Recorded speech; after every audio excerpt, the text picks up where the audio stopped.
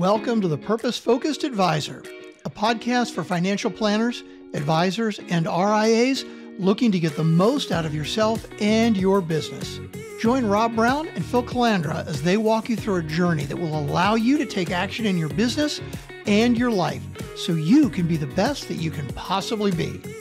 Now here are your hosts, Rob and Phil.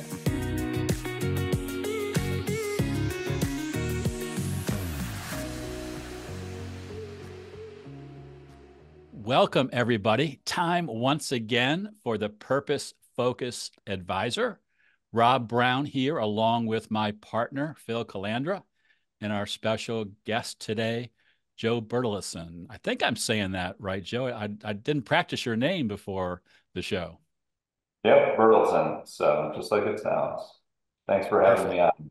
Yeah, it's great to have you both on the show today. So let's jump in. Joe, the way we like to start the show is to give you an opportunity to tell a little bit about you and your business and what your journey has been to get to where you are today before we kind of dig into the tough questions. Sure. Well, first off, I want to say thank you guys for having me on the show. It's been awesome to listen to other amazing advisors that you brought on, and interesting to look at all the good content, and as I'm listening and thinking about ways to implement it into my practice, I was praying about that today, and God just told me, remember, you can stay in your own lane too. So it's good to take on other people's feedback, but there's the opportunity that we can take on too much to where we get distracted and get nothing done.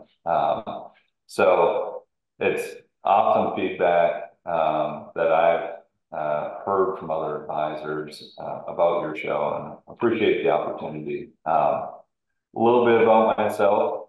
I actually got into financial planning after a second career of personal training, interestingly enough, which, as you think about sales or as you look at the process, personal training is all about looking at people's goals and lifestyle and health. And once you start transitioning from health to wealth, cutting out the fat, investing in everything that you're doing, looking at people's whole body, and transitioning that to financial planning makes a bit more sense. But kind of taking a step back, one of the things you talked about is true as fan. And I actually had a fantastic mentor in my life that really helped mentor and coach me on seeing a bigger vision outside of myself and praying really about what God put me here to do.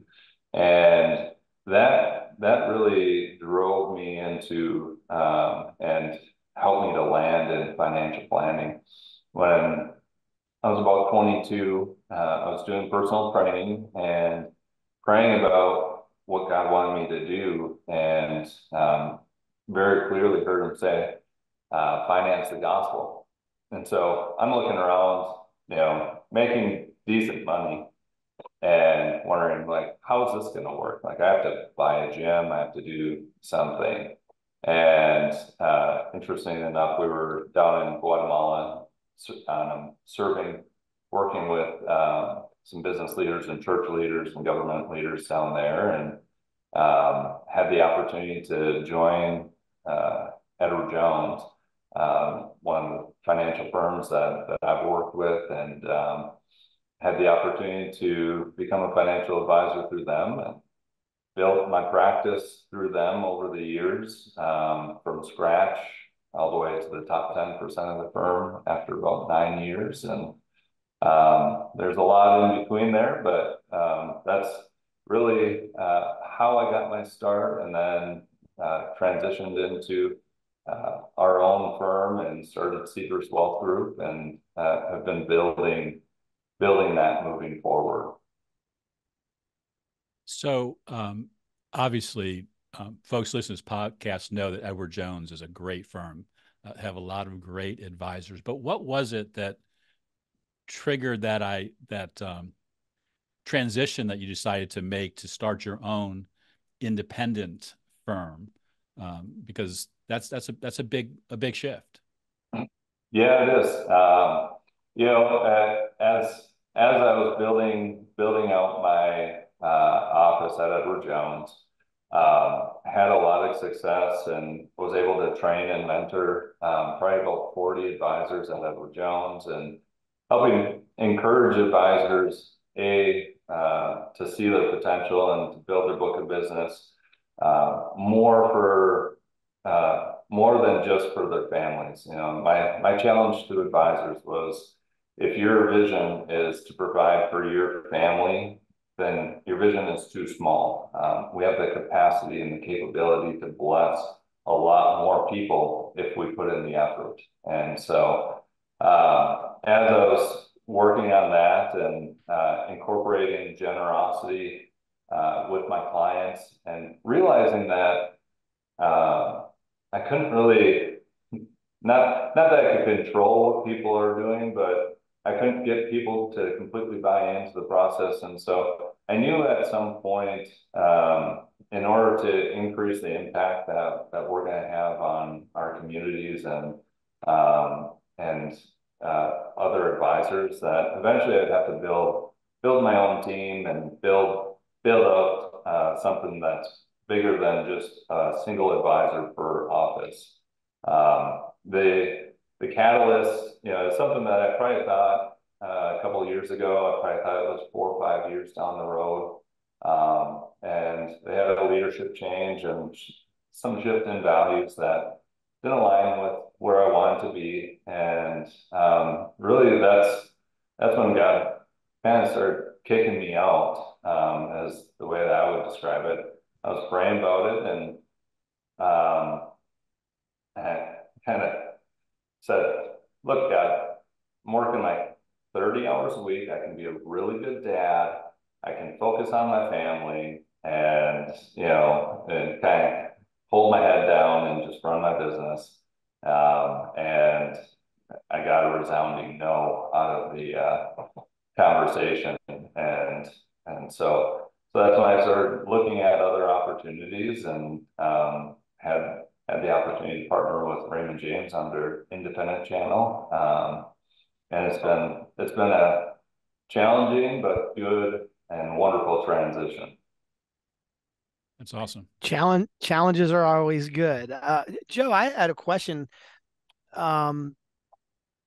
It sounded like you really had a great jumpstart coming from Edward Jones. If you said you work with 40 or odd advisors, what do you think, coming from that channel to the independent channel, what are the maybe 2 or 3 best skill sets, abilities, things that you saw there in the large, landscape of Edward Jones that translated most in the independent world? Because you've had great success in the independent world too.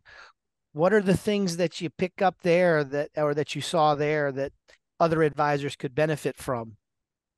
Yeah, so one of the awesome things that I loved about Edward Jones was they had a fantastic culture of giving back and ideation. So everybody came together and shared ideas and gave their best thoughts. And it was something that early on, when I had just started my career, I had 2 to 3 people mentoring me, kind of showing me the ropes. And then within a year, I was mentoring other brand new advisors, and continued doing that for 9 years, just mentoring and coaching young advisors and showing them how to build and grow their practices. And so the opportunity for me to connect with other CFPs and all the different advisors that had been doing it for years, seeing how they built their practices, fine-tuning how I built my practice.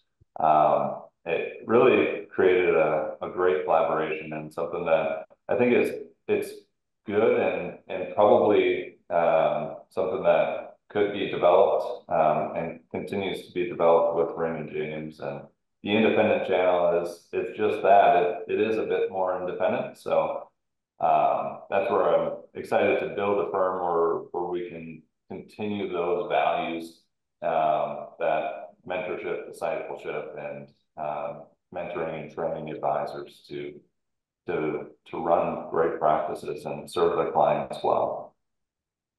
Yeah, that's a great story.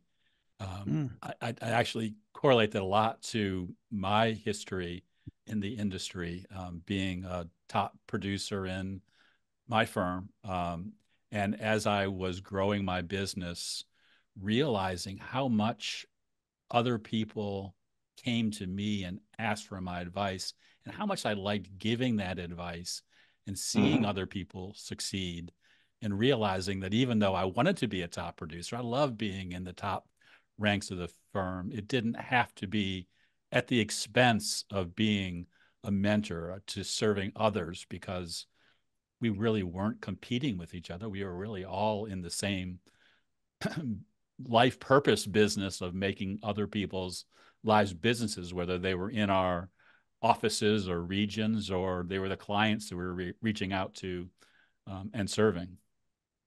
Yeah, I agree with that, Rob. I mean, it speaks very clearly to the work you do as a coach, the work that we both do, the way that we mentor people. And Joe, you did it in your 20s. If you're a trainer and you're motivating people from a health front, then that speaks largely to the success you're having, because those that perform well and then can teach it or mentor, disciple others, have the real unique ability to lift other people up.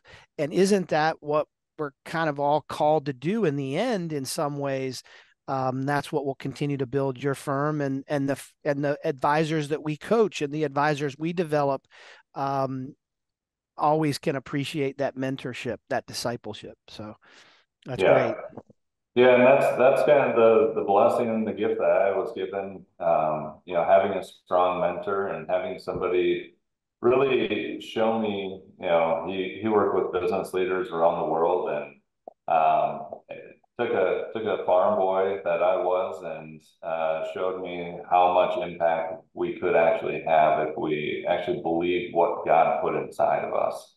And now it's kind of my mission to help pull the potential out of both our clients, specifically those who we can impact, and the advisors that we bring on that can continue to create that ripple effect. Yeah, that's perfect. So I'm curious, why Cedrus? As you've created your new firm, you created a new brand or new name for it, Cedrus Wealth Group. What does that come from? Yeah, Cedrus comes from the cedars of Lebanon. Cedars of Lebanon were used in Old Testament times, and they're some of the largest, strongest evergreen trees. Symbolizes strength, stability, and growth. There's also a faith component to it, that's what they used when they were building the temples, and that's what they used when they were building the ships in the Old Testament times. But really, it's focused on creating stability and growth and legacy for our families that we serve, and for the advisors that really, if they're given the opportunity and we have the opportunity to help them build and grow a legacy for their families and their clients' families. So that's ultimately for us what Cedrus means. Yeah, I appreciate you saying that. I knew the simple translation of Cedrus to cedar, or vice versa, but I didn't know the depth of that word for you and how it ties into both that strength, but also ties back into your faith and your belief and your desire to help other people succeed. Yeah, we wanted to create a firm that was maybe not overtly Christian, because we serve everybody, but there's the faith underpinning there that, from a inside core beliefs and everything, we're going to stand on values that serve people with excellence, which I think Christians should aspire to excellence, not from a legalistic standpoint, but we should be serving people with excellence and doing what's in the best interest of our clients. But that includes everybody. That's not just other Christians that we're serving. We're serving and pointing everybody that we can towards generosity and living a life, fulfilled. Yeah, I love that. It's so interesting in this industry to watch how people lean into their faith in terms of the way that they grow their businesses. But I see a lot of successful advisors who have, as the purpose behind what they're doing is an extension of their faith. If they can just go out and live the way that Christ intended for them to live, they don't have to put a fish on their website. They can just let other people see what a really good person who is discipling believes in doing, and let God show up in whatever way that he might want to show up. Yeah, and that's one of the things, one of the core beliefs that we have is around generosity, and trying to point our clients towards generous living, and something that, as I was building my firm, or building my business initially with Edward Jones, I found that I could be generous, obviously, with the excess income that we were able to make, and then about 5 years in, when I was praying about, like, all right, God, how can I really infuse, it's that conflict. Well, you're not in ministry, but you want to do ministry, and really it's the opportunity for us to look and say, you know what, I have 100, and at that time I probably had 220 households that I was serving. That's a small church, if you look at it that way. And so what I started looking at is, how can I take the same values and beliefs that I'm aspiring to, and help coach and talk to my clients about generosity. And what I realized, both with my own clients, but also with prospective clients, is people aren't being talked to about generosity as it pertains to their financial plan. And if you think about when somebody is giving their money to something, so if kind of the first, if you were to look in the natural sense, first most important thing to people is their family. They're willing to give money to their family without receiving anything back but maybe love. The second thing is the nonprofits that they support. If they're giving money to a nonprofit, it's probably the second most important thing to them. And if their advisor isn't talking to them about how they can financially support those things, and somebody like me comes along and says, hey, why are you giving cash when you have all these appreciated stocks and all these appreciated assets? Why wouldn't we just give that to the charity, avoid paying capital gains? And so having simple conversations with people about generosity has really, at about that 5-year mark is when I started seeing a hockey stick on the growth of our clients, and really people becoming fans of what we do, and becoming known as an advisor that's talking about tax efficient generosity, which is a simple concept, but I think a lot of people avoid it, and a lot of people avoid having the conversations around, do you give to charity? Whether it's because they, from a religious standpoint, think they're not supposed to talk to people about giving, or they're just maybe not giving themselves, whatever it is. What I'm finding is, out of 10 prospects that I talk to, maybe 1 in 10 are having these conversations with their advisors, and 50% of them would love to have the conversation around ways to disinherit the government and get more money to the charities that they love and appreciate.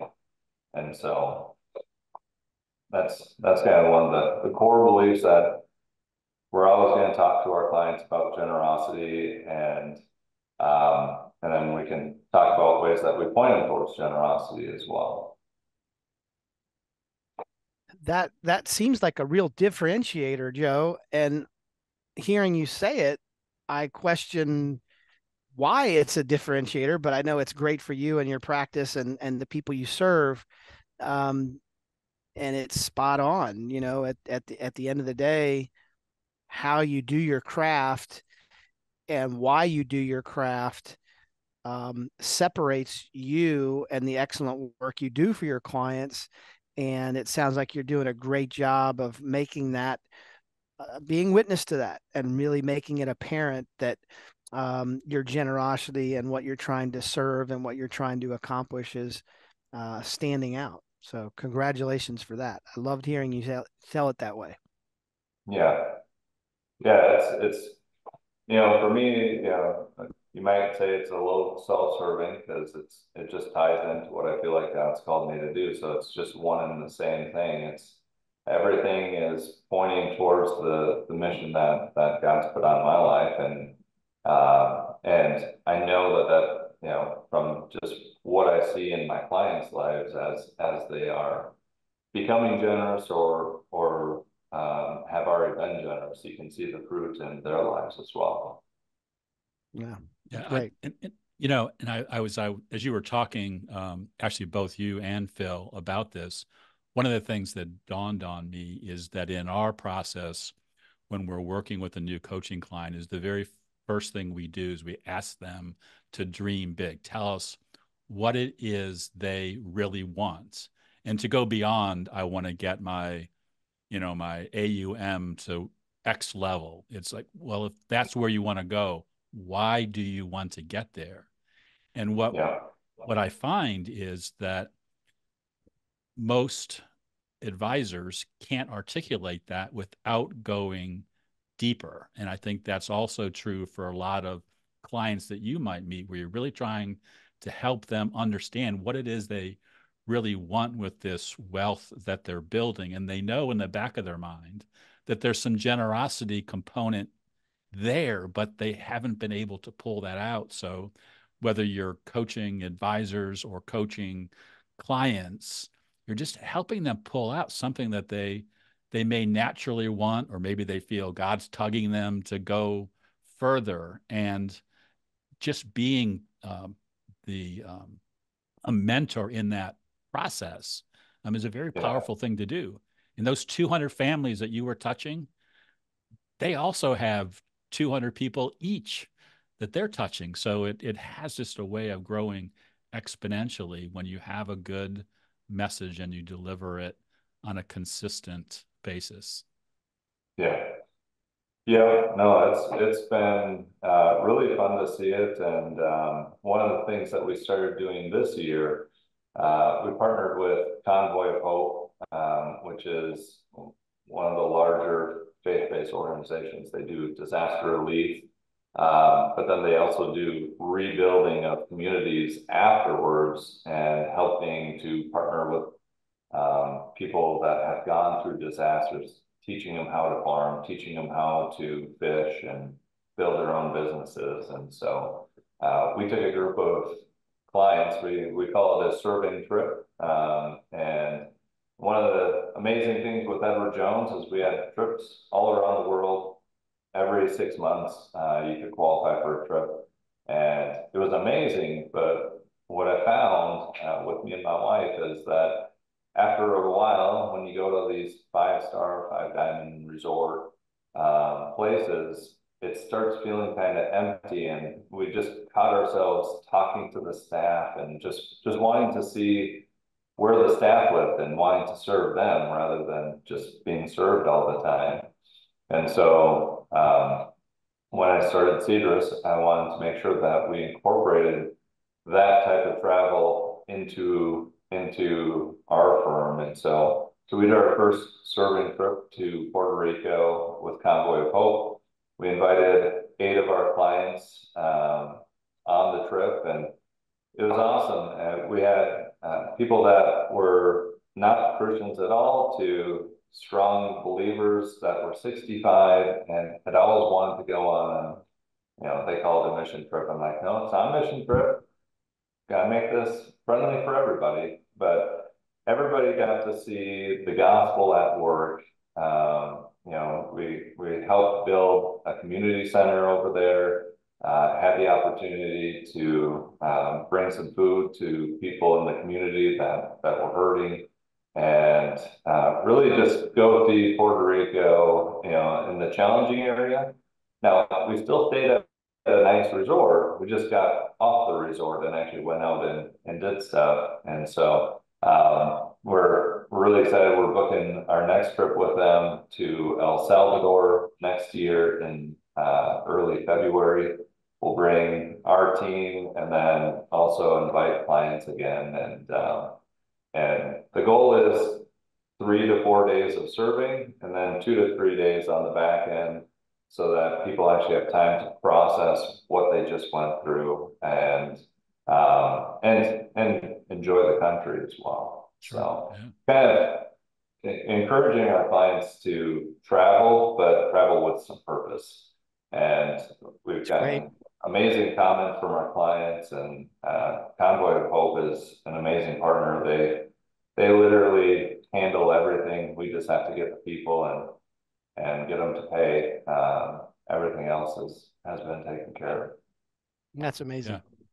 That is amazing. I'm not sure I've heard of anybody doing it. And think about the lessons that those people are learning, and they're going to be able to share, and whether they go with you on your next trip or not, the next time they go someplace or think about traveling, or they take their grandkids on a trip, they can incorporate something more into it that adds some depth to what they're all about. Well, we need to land the plane. It's hard to believe, but we've been going at this for about 30 minutes now, and this is about the time we like to end the show. But I don't want to end it without giving you a couple of more quicker questions, maybe. Number one, if you were giving advice to an advisor on how to get started in this idea of sharing generosity with your clients, what would that advice be? And then I'll have one other quick question to end with. Yeah, I have it written down on every note sheet when I'm sitting down with clients and new prospective clients. It's a simple question, and it doesn't have to be hard. It's, are you charitably inclined? And it's either going to be a yes or a no. And if it's a no, I say that's totally fine. Just so you know, if that's something that you want to look into in the future, we talk to our clients about tax efficient strategies around generosity. If they say yes, then you say, that's great. What charities do you support? And by the way, we're going to take some time and talk about some tax efficient charitable giving strategies that we can incorporate into your financial plan. And so, 2 main things: tax efficient. People hate taxes. They love their charities.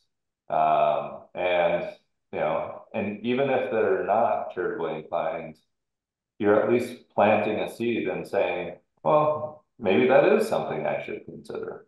So. Yeah, no, I think that's great, because it's a very actionable thing.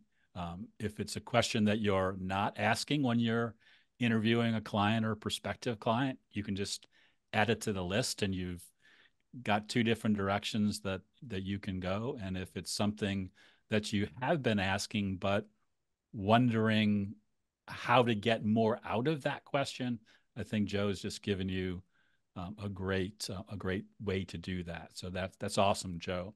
And to close, Joe, what is the best way for somebody to learn about you and what you're doing? So if there's an advisor out listening to this podcast, or somebody in Minnesota who's looking for a generosity-based advisor, what's the best way to connect with you? Yeah, so you can find me on LinkedIn. We have our website, cedruswealthgroup.com, or you can send me an email, joe@cedruswg.com. I'd be happy to have a conversation. We are building a firm, so northern Minnesota, Andover, Minnesota, I guess northwest suburbs of the Twin Cities. We are hiring and building a team here, so and then that will expand around the Twin Cities and further. So yeah, if you want to have a conversation and have questions, we left Edward Jones about 2 years ago, had a great transition, which isn't always the case, but it's been a wonderful transition for us. So right. Before the show started, Phil asked you, what would things look like in 20 years for you? And I want to answer for you. I have this picture based on the faith that you express, the dreams that you have, the intentionality around what you're doing, that Cedrus Wealth Group will be in more places than northern Minnesota, and there'll be a lot of people out there spreading the same passion that you have for being purposeful around your business and sharing generosity with others, so that generosity can expand. Yeah. I truly view it as a ripple effect, and every community that we get the opportunity to be in is, one of the things that Cedrus is going to do is give money back to that community, to faith-based causes, and continue to spread what we're doing. It's not telling people that they should give. It's we're going to be active in our generosity and bless every community that we can be in. Mm-hmm. Congratulations, Joe. I love this conversation. I love what you're doing. Appreciate it, guys. Thank you so much.